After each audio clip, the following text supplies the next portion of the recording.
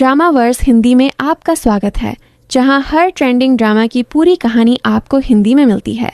तो बिना समय बर्बाद किए चलिए शुरू करते हैं।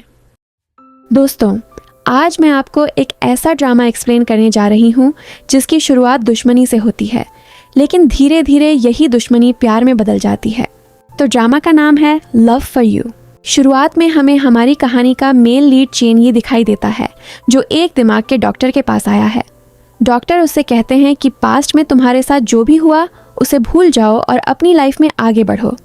उसी बीच हमें चेन यी का पास्ट भी दिखाया जाता है, जिसमें वो कुछ लड़कों से लड़ाई कर रहा होता है। अब कहानी आगे बढ़ती है। दूसरी तरफ हमारी कहानी की फीमेल लीड मियाओ जिंग दिखाई जाती है, जो कई साल बाद दूसरे शहर से वापस अपने शहर आई है। जब वो बस स्टैंड पर उतरती है तो उसे उसका एक पुराना दोस्त मिलता है। वो कहता है, मियाओ जिंग, तुम वापस आ गई। क्या चेन यी को इस बारे में पता है? मियाओ जिंग सिर्फ नहीं कहकर वहाँ से चली जाती है। अगले सीन में हमें चेन यी का बिलियर्ड्स हॉल दिखाया जाता है, जहाँ कुछ लड़के एक छोटी लड़की को परेशान कर रहे होते हैं। तभी चेन यी वहाँ आता है और उस लड़की को बचा लेता है। यहाँ से हमें पता चलता है कि वो बुरा इंसान नहीं है। लेकिन आखिर चेन यी के साथ ऐसा क्या हुआ था कि वो इतना गुस्सैल बन गया? चलिए आगे देखते हैं। उधर मियाओ जिंग अपने घर पहुंच चुकी होती है। तभी चेन यी भी वहां आ जाता है। मियाओ जिंग उसे देखकर कहती है, तुम आ गए? चेन यी गुस्से में बोलता है, तुम वापस इस घर में क्यों आई हो? मियाओ जिंग जवाब देती है, क्यों? क्या मुझे अपने घर आने के लिए भी कोई वजह चाहिए? चेन यी कहता है, ये तुम्हारा घर नहीं है। मियाओ जिंग बोलती है, मैं यहाँ पूरे 10 साल रही हूँ, तो जाहिर सी बात है ये मेरा भी घर है। तभी हमें 10 साल पुरानी कहानी दिखाई जाती है, जब मियाओ जिंग अपनी मम्मी के साथ पहली बार चेन यी के घर आई थी। उस समय चेन यी के पापा उससे कहते हैं, आज से ये दोनों हमारे साथ एक परिवार की तरह रहेंगी और मियाओ जिंग तुम्हारी बहन है। लेकिन चेन यी तुरंत मना कर देता है। वो कहता है, मेरी कोई माँ नहीं है और ना ही मेरी कोई बहन है, मुझे अकेले ही रहना है। शुरुआत से ही चेन यी बहुत गुस्सैल लड़का था, लेकिन उसके पीछे भी एक वजह थी जो हमें आगे पता चलेगी। चेन यी अपने दोस्तों के साथ बस स्टैंड पर अमीर लोगों का सामान चुराकर बेच दिया करता था। जब मियाओ जिंग और उसकी मम्मी वहां आई थीं, तब चेन यी को लगा कि ये भी अमीर लोग हैं, इसलिए उसने उनका सामान भी चुरा लिया था। लेकिन मियाओ जिंग और उसकी मम्मी ने ये बात कभी चेन यी के पापा को नहीं बताई। थोड़ी देर बाद चेन यी के पापा मियाओ जिंग का सामान चेन यी के कमरे में रख देते हैं और कहते हैं, आज से तुम दोनों एक ही कमरे में रहोगे। अगले दिन चेन यी के पापा एक दुकान पर जाते हैं। दुकान वाला उनसे कहता है, आप यहाँ से सामान लेकर जाते हैं और आपका बेटा वही सामान मुझे बेचने आ जाता है। ये सुनकर चेन यी के पापा समझ जाते हैं कि उनका बेटा चोरी करता है। घर पहुंचकर वो चेन यी को सजा देते हैं। तभी वो एक मूर्ति मियाओ जिंग को दिखाते हुए कहते हैं, तुम्हें ये मूर्ति पसंद है ना?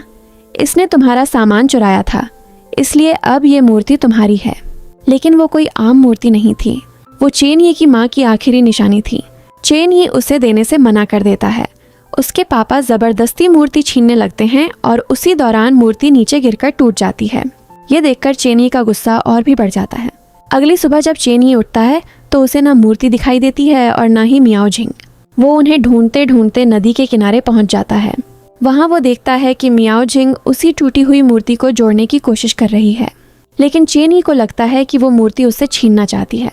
वो तुरंत वहाँ जाता है और मूर्ति छीनने लगता है। मियाओ जिंग कहती है, मैं इसे ठीक कर रही हूँ, लेकिन चेन यी उसकी एक नहीं सुनता और गुस्से में उसे नदी में धक्का दे देता है। मियाओ जिंग डूबने लगती है, लेकिन चेन यी बिना पीछे मुड़े वहाँ से चला जाता है। इसके बाद हमें घर का सीन दिखाया जाता है। मियाओ जिंग बिस्तर पर बीमार लेटी होती है। वो अपनी माँ से कहती है, चेन यी ने मुझे नदी में धक्का दिया, मैं अब यहाँ और नहीं रह सकती। तब उसकी माँ उसे समझाते हुए कहती हैं, बस एक बार मुझे नौकरी मिल जाए, फिर हमें किसी के घर में रहने की ज़रूरत नहीं पड़ेगी और तुम्हें किसी का जुल्म भी नहीं सहना पड़ेगा। ये सारी बातें चेन यी सुन लेता है। तभी हमें सच्चाई पता चलती है।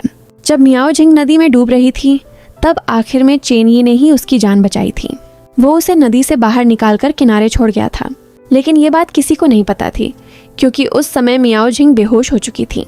थोड़ी देर बाद जब मियाओ जिंग अपने कमरे में आती है तो चेन यी उससे कहता है, यहाँ से चली जाओ, न तुम मेरी बहन हो, न वो मेरी माँ है और ना ही तुम दोनों कभी मेरी फैमिली बनोगी। इस बार मियाओ जिंग भी उसे जवाब देते हुए कहती है, हम यहीं रहेंगे, तुम्हें जो करना है कर लो। और इसी के साथ पहला एपिसोड खत्म हो जाता है।